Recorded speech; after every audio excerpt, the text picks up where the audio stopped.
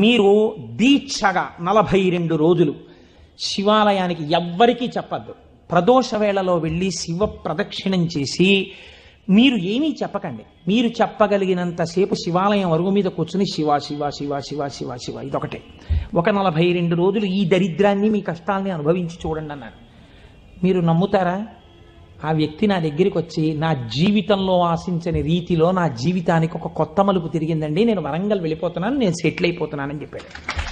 ఆ వ్యక్తే నాకు ఈ మధ్యనే మళ్ళీ ఫోన్ చేసి, కోటేశ్వరారు ఇప్పుడు నేను ఎంత ఆనందంగా ఉన్నాను అనండి, ఒక్కసారి మీరు ఏమైనా వరంగల్ వస్తారేమిటండి ఉపన్యాసాలకి, మీ దర్శనానికి వద్దాం అనుకుంటున్నాను, నేను కూడా కాకినాడ అన్నాడు.